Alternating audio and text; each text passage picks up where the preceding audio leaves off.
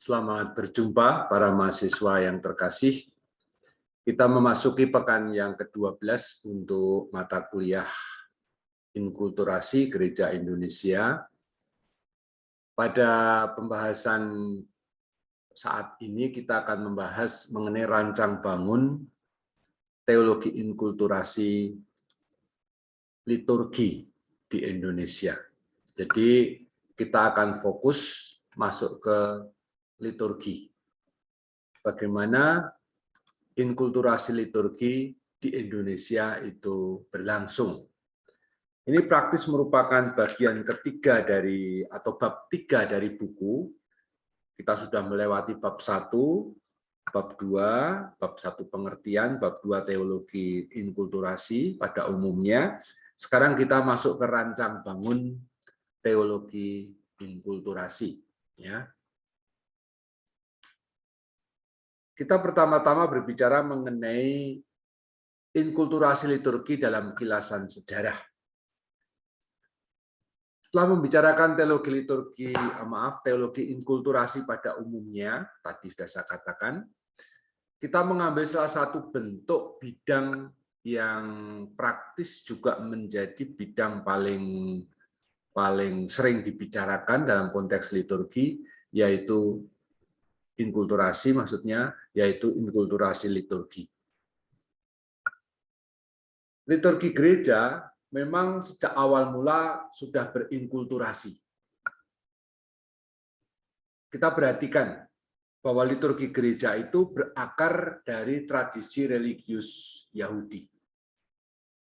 Unsur-unsur dan simbol-simbol peribadatan Yahudi seperti tata ruang, tata waktu, tata gerak, struktur doa, dan seterusnya itu digunakan dalam liturgi gereja. Misalnya kalau saya sebut tuh beberapa contoh ya, misalnya hari Sabat, itu kan hari pokok, hari penting, paling penting dalam pekan, dalam perhitungan religius atau ibadat orang-orang Yahudi. Tetapi berkat iman Kristiani akan wafat dan kebangkitan Kristus, atau misteri Paskah, maka ada pemaknaan yang baru. Sabat tetap masih ada, tapi ini sekarang dilewati. Seperti misalnya dalam Matius bab 28 ayat 1 ini dikatakan, setelah hari Sabat lewat, menjelang menyingsingnya fajar pada hari pertama minggu itu. Itu bukan hanya pergantian, sekedar pergantian dari hari Sabat ke hari pertama minggu itu. Tapi secara teologis sebenarnya memiliki makna bahwa hukum lama kini sudah lewat, diganti dengan hukum baru, yaitu hari Minggu. Hari Minggu itu hari Tuhan, karena Tuhan Yesus itu bangkit, dan itu adalah hari pertama. Hari pertama menjadi hari Tuhan, karena pada waktu itu Tuhan bangkit.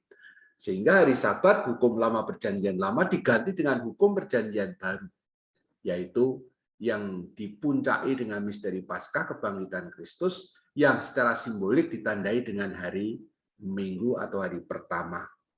Itu jelas. Lalu juga simbol-simbol roti anggur yang digunakan dalam perayaan Ekaristi itu juga digunakan atau berasal sebenarnya dari perjamuan Paskah Yahudi, yang menggunakan roti dan anggur pula. Lalu unsur-unsur yang lain, misalnya ibadat sinagoga, mengenai adanya bacaan, kemudian tanggapan atas bacaan, lalu ada homili atau penjelasan, lalu ada doa umat, itu kan sebenarnya juga ada di dalam ibadat sinagoga. Karena memang perayaan Sabda kita itu mengambil dari akarnya ya, dari tradisi religius Yahudi, khususnya ibadat sinagoga. Ibadat harian sama saja. Kita melanjutkan sekaligus menggenapi model doa dengan mazmur oleh orang-orang atau kaum religius atau orang-orang religius di Yahudi. Simbol-simbol sakramen itu juga, misalnya baptisan dengan air, itu kan juga sebelumnya dipraktekkan. Tuhan Yesus juga dibaptis oleh Yohanes Pembaptis ya misalnya. Penumpangan tangan ya. Jelas kita baca di Kisah Rasul ada penumpangan tangan. Pengurapan minyak, kita ingat bagaimana Samuel itu mengurapi Saul, kemudian mengurapi Daud yang menggantikan sebagai raja. Ya. Penamaan dan penggunaan hari raya, misalnya hari raya Paskah kita, hari raya Pentakosta kita, itu kan semua ada di dalam penanggalan liturgi Yahudi. Jadi memang kita banyak mengambil dari tradisi religius Yahudi. Itu pada abad pertama dan menjadi dasar kemudian, sedangkan pada abad kedua atau ketiga hingga abad ketujuh boleh dikatakan menjadi masa perkembangan yang cepat dan kreatif dalam inkulturasi liturgi gereja. Inkulturasi terutama berkaitan dengan masuknya Injil dalam lingkungan budaya Yunani, Romawi, kemudian Eropa pada umumnya. Jadi ketika gereja Yerusalem kemudian mengutus atau tersebar karena penganiayaan, lalu muncullah kelompok-kelompok pusat-pusat gereja yang baru seperti Antioquia, nanti ada Alexandria ya. Itu mereka adalah umat beriman yang berbahasa Yunani. Ya. Dengan demikian sebenarnya Injil yang tadinya ada di dalam konteks budaya Yahudi, ini masuk dalam konteks budaya Yunani. Dan ketika masuk ke Eropa, khususnya Italia, Romawi, lalu budaya Romawi masuk. Bapak-bapak gereja juga suka menggunakan penafsiran tipologis ya. Di halaman 243 itu saya memberi contoh. Jadi penafsiran tipologis itu juga upaya inkulturasi. Dalam kaitannya dengan liturgi tentu saja banyak ya, misalnya bagaimana air bah Noh itu dipandang oleh bapak-bapak gereja mengantisipasi menjadi tipe atau akan menjadi pola yang akan terjadi digenapi nanti pada perjanjian baru dengan pembaptisan misalnya ya. Jadi memang penafsiran tipologis ini biasa digunakan dalam konteks bapak-bapak gereja.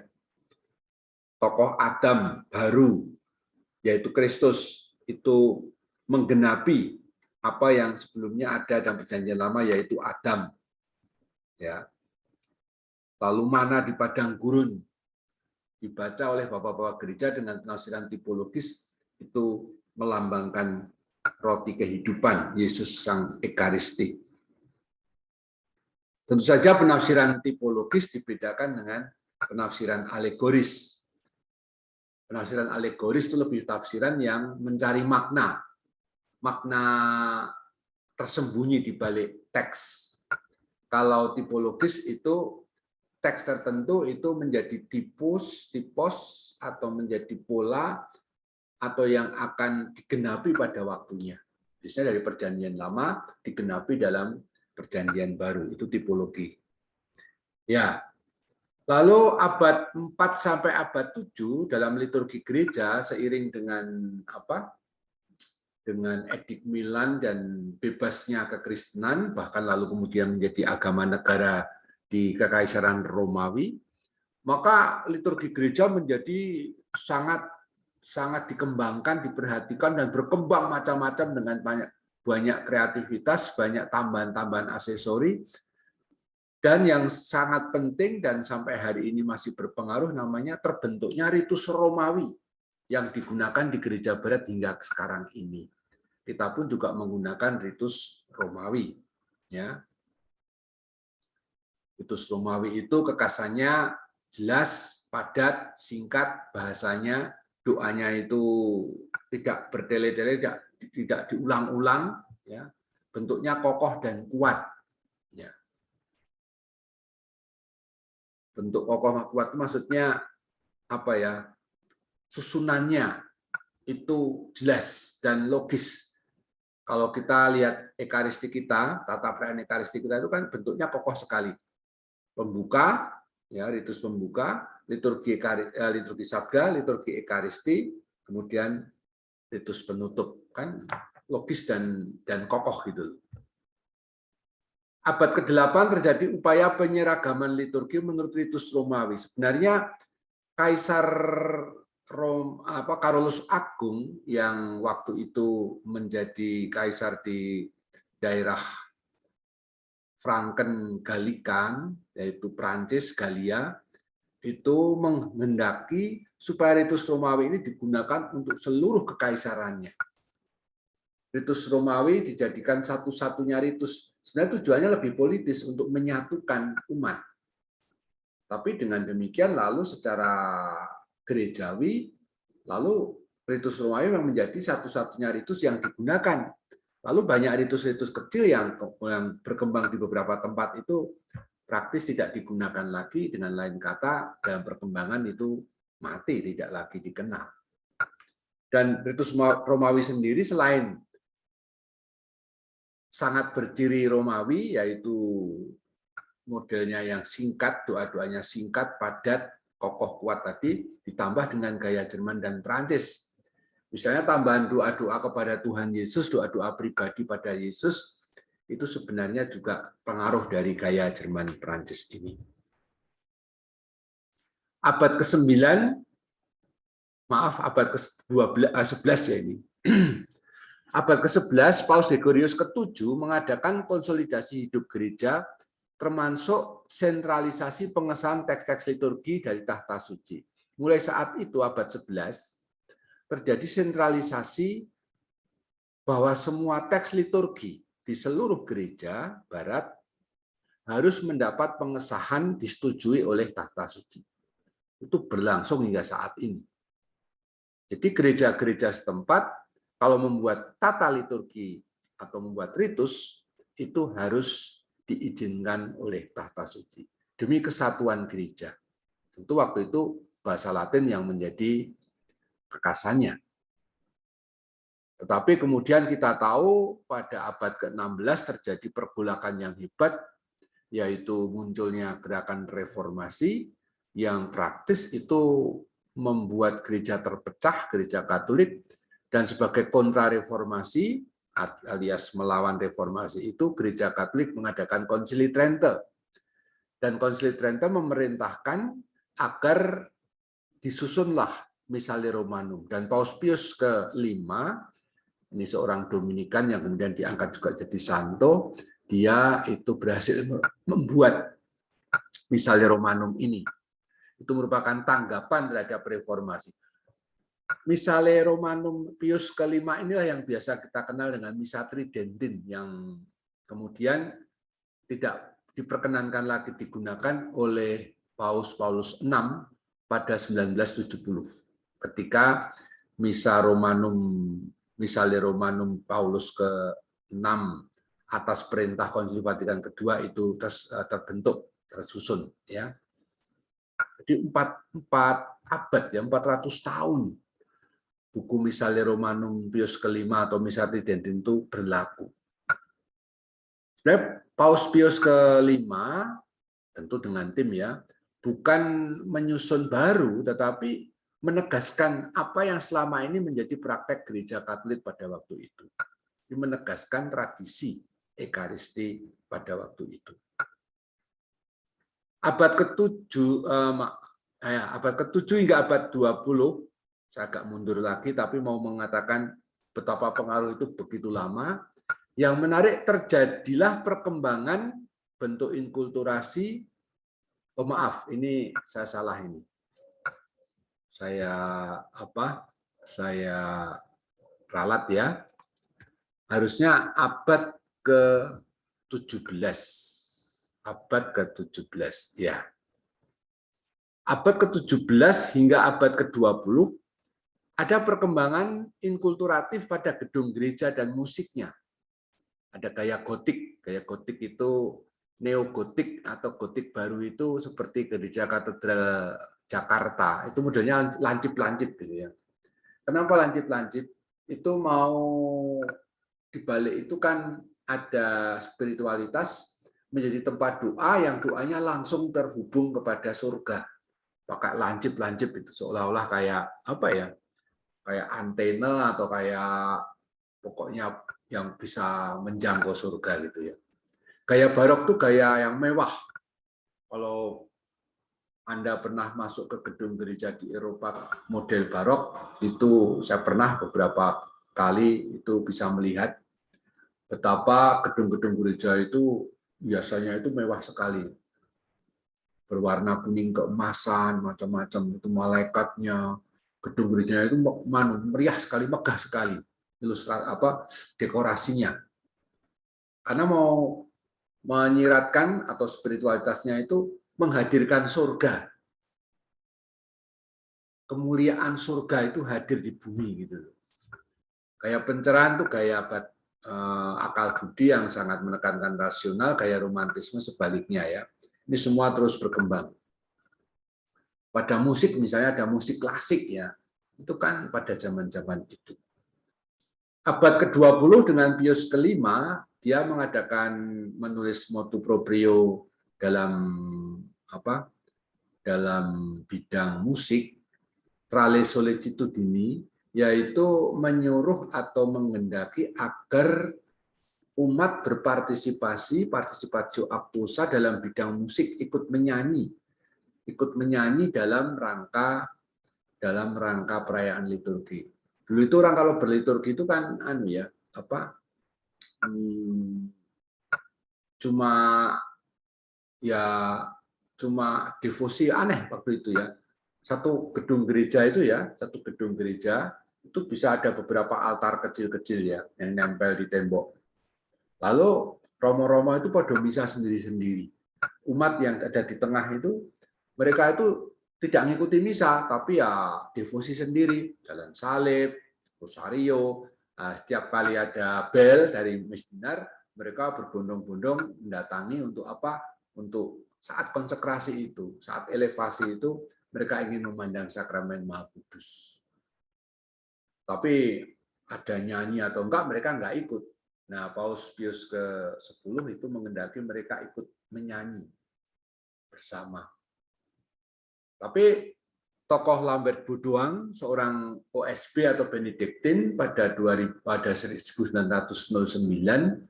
itu ketika ada seminar macam itu ya, pertemuan liturgi yang relatif besar di Eropa, beliau berbicara mengenai gereja sekarang perlu mengadakan gerakan pembaruan liturgi. Paus Pius kelima sudah menghendaki hal itu. Dia tidak hanya Lambert Baudoin tidak hanya menerapkan partisipatio actuosa itu hanya pada bidang musik saja, tapi dalam seluruh bidang liturgi atau perayaan liturgi. Maka saya sebut di sini menjadi titik awal gerakan pembaruan liturgi dan bahkan di semua bidang hidup gereja yang terus menginisiasi proses inkulturasi yang lebih terbuka dari gereja. Kita sudah belajar mengenai sejarah inkulturasi ya. Sekarang Konsili Vatikan kedua sendiri, konstitusi liturgi Sacrosanctum Concilium merupakan mahkota gerakan pembaruan liturgi sejak awal abad 20 itu. Dalam Sacrosanctum Concilium artikel 36 sampai 40 misalnya disampaikan ajaran tentang inkulturasi liturgi. Instruksi keempat yaitu De Liturgia Romana et Inculturatione 1994 ya, menjadi penjelasan resminya tentang inkulturasi liturgi ritus Romawi ini. Jadi jelas Konsili Vatikan kedua itu tonggak bersejarah dalam bidang inkulturasi termasuk liturgi ketika secara resmi gereja itu menghendaki adanya inkulturasi yang lebih terbuka. Gereja telah mengakui pluralitas budaya dalam gereja, bukan hanya Eropa. Kita bandingkan dengan sejarah inkulturasi yang lalu ya. Kemudian inkulturasi liturgi pasca Vatikan memang luar biasa dengan segala dinamikanya.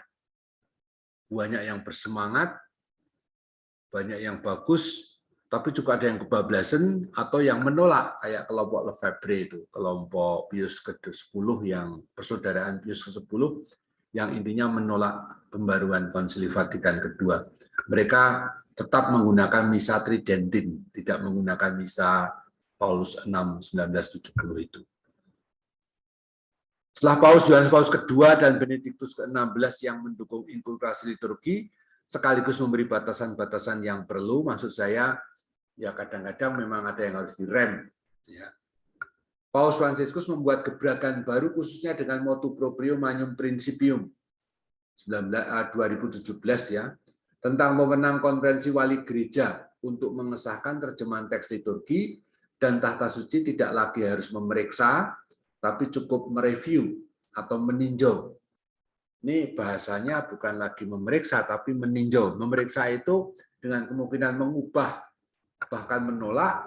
Meninjau itu hanya mereview dan untuk kemudian menerima. Ya.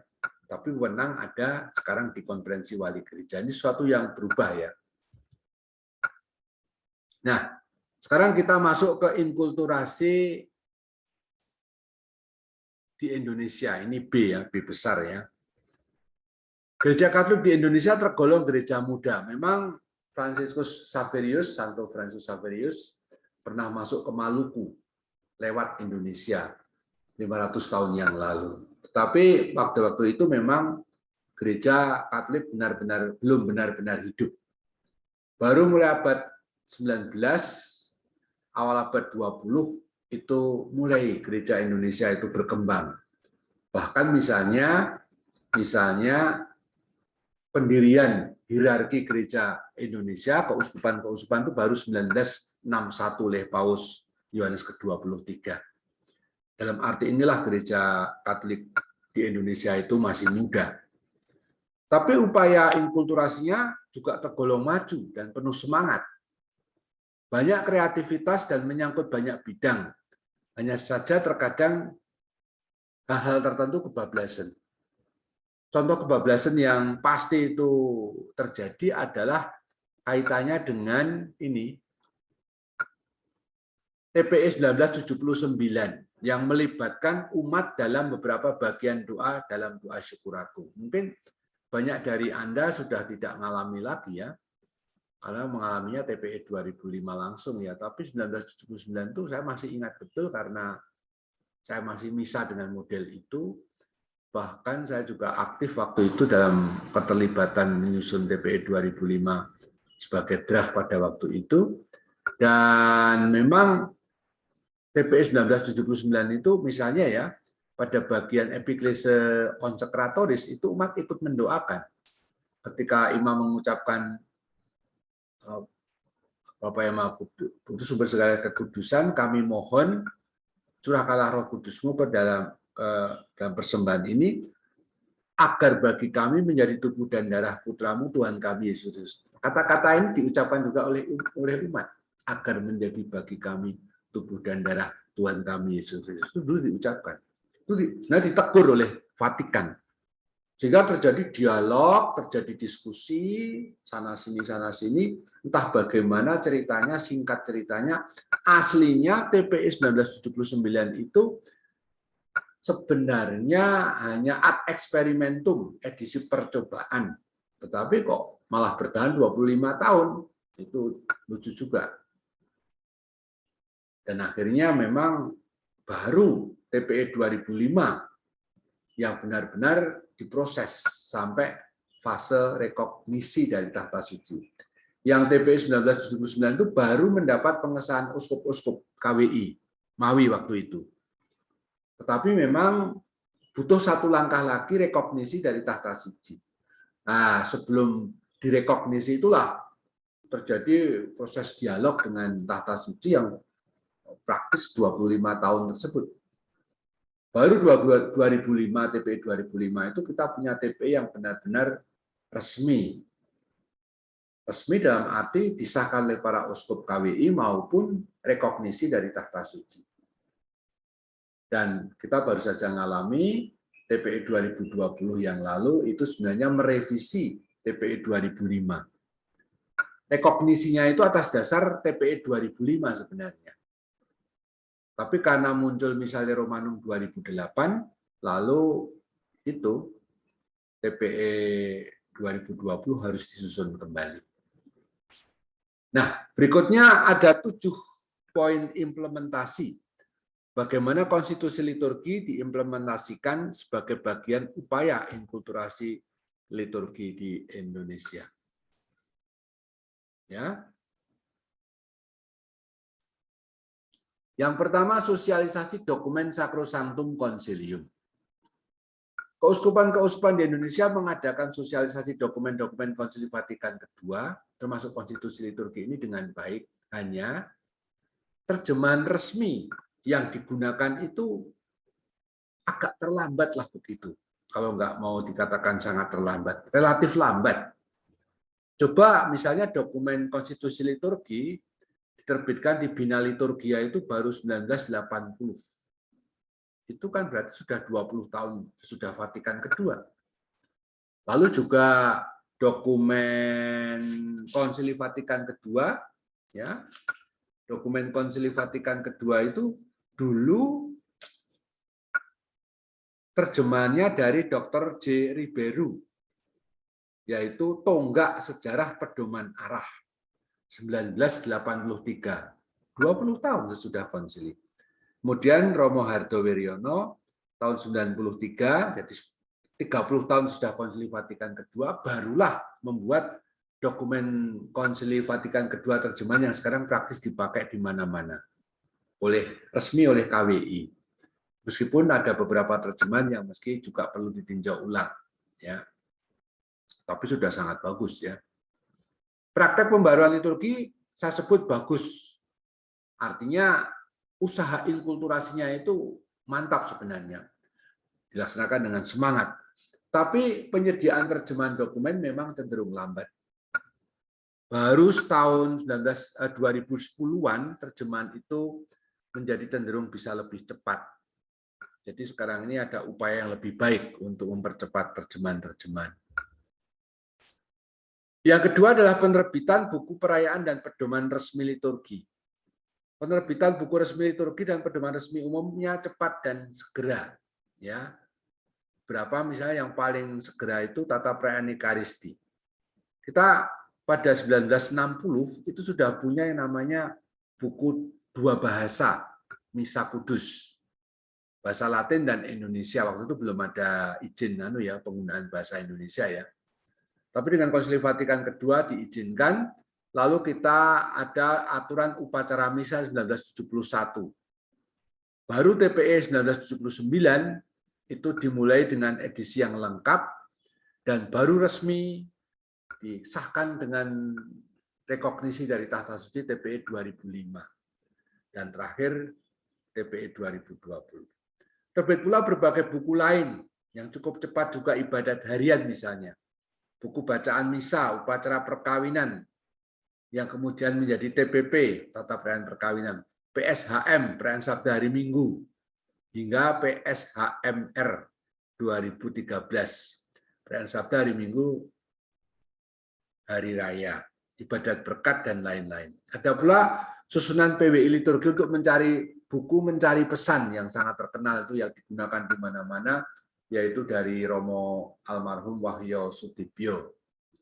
Beliau sungguh sangat berjasa membuat banyak buku terjemahan dan buku-buku doa liturgi yang digunakan di mana-mana. Kemudian Komisi Liturgi baru berhasil beberapa tahun yang lalu mengganti, memperbarui karena persediaan habis, tapi juga karena ada TPE baru dan seterusnya, sehingga memang wajib direvisi. Maka sekarang ini seperti di Keuskupan Agung Semarang, dari Komisi Liturgi Keuskupan Agung Semarang, disampaikan untuk umat Katolik di Indonesia buku Misa Hari Minggu Hari Raya. Misa Hari Minggu Hari Raya. Ya, itu singkatannya salah itu. Misa Hari Minggu Hari Raya, harusnya MHR, ya. Lalu buku Misa Harian, Misa Santo Santa yang lengkap, ya. Misa Santo Santa yang warnanya merah, ya, bukunya saya punya, pasti ada di Google juga, ya. Di Canisius dijual. Bukunya merah itu ada 4 jilid Santo Santa. Dengan Santo Santa yang baru, termasuk Santo Yohanes Paulus II, Santa Teresa dari Kalkuta atau Bunda Teresa, Santo Oscar Romero, itu sudah masuk semua. Jadi silahkan bisa membeli kalau belum punya ya. Nah, promosi nih. Yang ketiga, aduh ini salah ini. Mohon maaf. Ini yang ketiga itu ini. Yang ketiga, pendidikan dan katekese liturgi. Pendidikan dan katekese liturgi. Tujuan pembaruan liturgi yang merupakan gerakan pembaruan liturgi itu sejak awal abad 20 tadi saya singgung, tokohnya Labet Buduang, tapi kemudian merebak kemana-mana di semua daerah, bahkan juga sampai Amerika Serikat ya, di benua Amerika juga. Ada dua tujuan pembaruan liturgi itu, memahami liturgi dan berpartisipasi dalam liturgi. Dan itu dalam SC14 itu dinyatakan. Dalam SC14 dikatakan Bunda Gereja sangat menginginkan supaya semua orang beriman dibimbing ke arah keikutsertaan yang sepenuhnya sadar dan aktif dalam perayaan-perayaan liturgi. Agar umat seutuhnya sadar dan aktif. Sadar menunjuk pemahaman. Memahami dengan sadar apa itu yang dirayakan, apa artinya, apa maknanya. Lalu aktif berarti menunjukkan keterlibatan yang aktif ya. Kalau umat duduk, kita ikut duduk, kalau umat berdiri, ikut berdiri dan seterusnya. Nyanyi-nyanyi semua ya. Tidak kayak orang ngantuk itu. Katekese umumnya telah dijalankan dengan baik dengan dua catatan. Pertama, terkadang katekese lebih terjadi pada kelompok petugas, belum umat semuanya. Lalu para imam kalau ada seminar-seminar liturgi itu, misalnya saya memberi seminar di paroki-paroki, itu jarang romo parokinya ikut. Hanya para petugas saja, pilihan atau perwakilan dari lingkungan. Sehingga ketika mereka sudah dapat wawasan baru, pas misa ya kembali lagi, tergantung romonya siapa. Enggak ada suatu kebersamaan, pemahaman. Atas dasar itu, Keuskupan Agung Semarang misalnya sejak 1999 itu mengadakan bulan katekese liturgi yang 2 tahun kemudian diikuti oleh Komisi Liturgi KWI yang memaklumkan agar bulan Mei dijadikan bulan liturgi nasional sejak 2001. Isinya umat belajar berkatekese liturgi, umat belajar mengenai makna liturgi. Ini sebenarnya berdasarkan hasil pertemuan berkali-kali dalam forum nasional, betapa katekese liturgi ini masih kurang memadai. Kini kita bersyukur punya banyak ahli liturgi di berbagai keuskupan, hanya sayang sering memang banyak yang sangat aktif, tapi kemudian terlalu sibuk di bidang administrasi dan jabatan fungsional atau struktural di keuskupan, sehingga kurang menghasilkan tulisan-tulisan liturgi yang lebih berbobot. Umat dan pemukanya juga masih memfokuskan soal aturan liturgi. Kalau misalnya saya mengadakan seminar itu, pertanyaannya selalu, Romo ini boleh atau enggak? Mana yang benar? Lalu yang diomongkan itu aturan. Jarang bertanya mengenai makna di balik aturan, makna di balik perayaan itu sendiri. Yang keempat, keterlibatan dan peran awam dalam liturgi. Di Indonesia, keterlibatan dan peran awam dalam liturgi ini mendapat perhatian yang besar di keuskupan-keuskupan. Saya kira sangat bagus.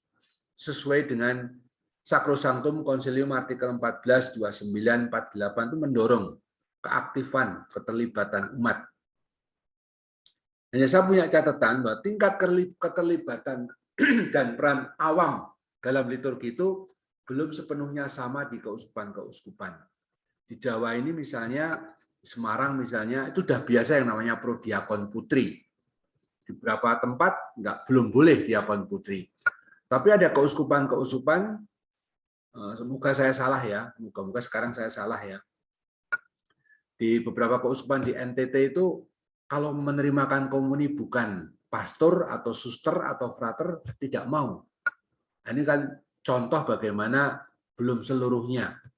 Meskipun juga peran kor, petugas lektor di NTT juga sangat bagus ya, suaranya juga bagus-bagus. Ya. Memang kita perlu merenungkan kembali banyaknya paroki termasuk di Jawa pun masih pastor sentris ya. Saya mengusulkan sebenarnya untuk kepengurusan liturgi itu lebih baik kalau membentuknya itu tim liturgi, bukan seksi liturgi. Seksi liturgi itu hanya bagi jadwal, buat jadwal, bagi jadwal, selesai. Kalau tim itu harus membicarakan temanya apa, minggu depan itu kita perayaannya apa, dan seterusnya. Jadi sungguh-sungguh selalu kumpul setiap hari tertentu di paroki untuk membicarakan liturgi ke depan. Itu tim liturgi, lebih baik sebenarnya. Yang kelima, usaha aktual untuk inkulturasi liturgi, artinya bukan lalu yang lain-lain tadi tidak masuk usaha aktual. Saya memfokuskan bagaimana misalnya penerjemahan dokumen De Liturgia Romana et Inculturatione tahun 94 itu baru diterjemahkan pada tahun 2004, alias 10 tahun kemudian menjadi Inkulturasi dan Liturgi Romawi, yang menggambarkan situasi nyata upaya inkulturasi Indonesia. Maksudnya apa? Penerjemahan yang terlambat itu menunjukkan inkulturasi itu jalan dulu dalam praktek, tapi sering tanpa pedoman. Maka saya katakan di sini amat giat, tapi masih terbatas pada kehendak dan inisiatif pastor atau pemuka umat, dan kurangnya arah atau tanpa pedoman, belum sistematik dan belum interdisipliner. Jadi Romo mengendaki misalnya macam apa, itu yang terjadi. Bukan karena Romo menghadirkan ahli-ahli duduk bersama lalu membicarakan bersama kemungkinan-kemungkinan simbolik liturgi yang digunakan. Beberapa contoh upaya yang baik saya tulis di halaman 262, misalnya ya.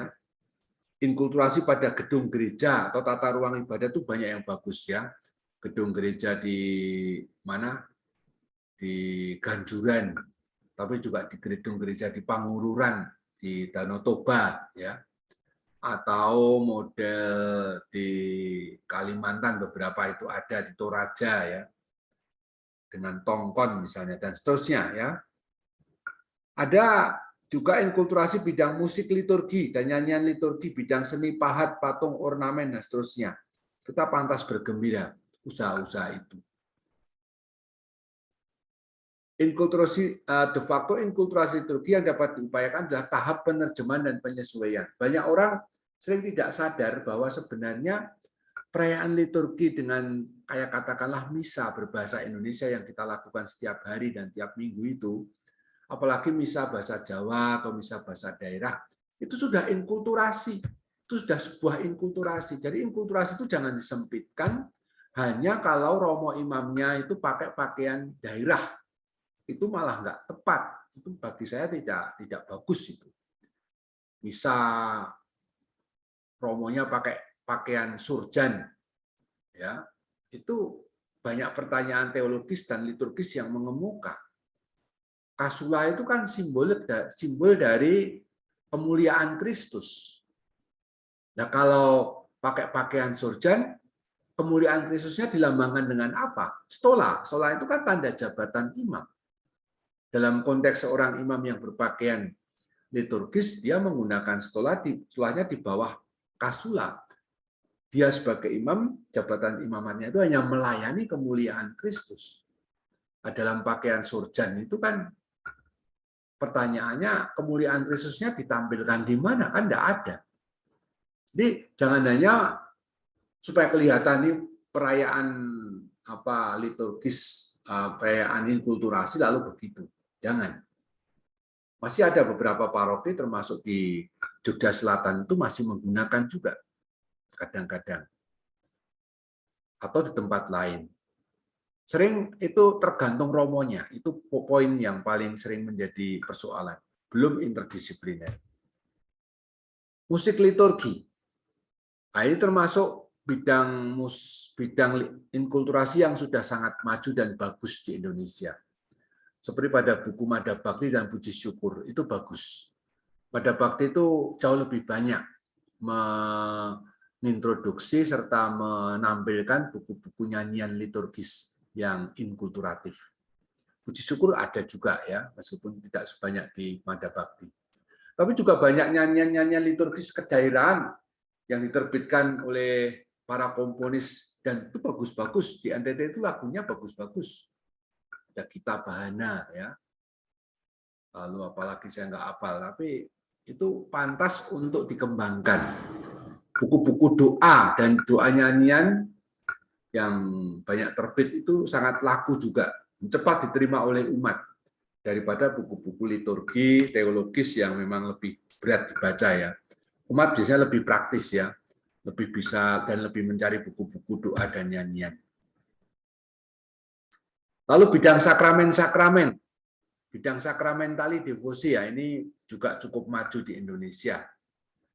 KWI atau MAWI sebelumnya itu berupaya untuk menyediakan buku-buku terjemahan. Cukup berkembang untuk ini. Hanya saja dari buku pedoman resminya sering kurang cepat terbit. Coba lihat misalnya buku Tata Perayaan Perkawinan itu baru tahun 2011 ya. Buku Ibadat Berkat sudah dibuat lumayan 1986-87, terjemahan dari buku D Benedictionibus, tetapi juga belum direvisi hingga sekarang. Lalu buku Direktorium tentang Kesalian Umat dan Liturgi yang membahas asas-asas dan pedoman itu juga baru terbit tahun 2011. Ini berbicara tentang devosi dan juga tentang kesalehan umat. Buku yang cukup komprehensif ya, banyak dibahas di sana. Demikian saudara-saudari, ini sekilas dari 7 bidang atau 7 poin implementasi dan sekaligus bagaimana peta dari inkulturasi liturgi di Indonesia. Kalau ada pertanyaan kita diskusikan dalam forum di kelas ya. Sekian dan terima kasih.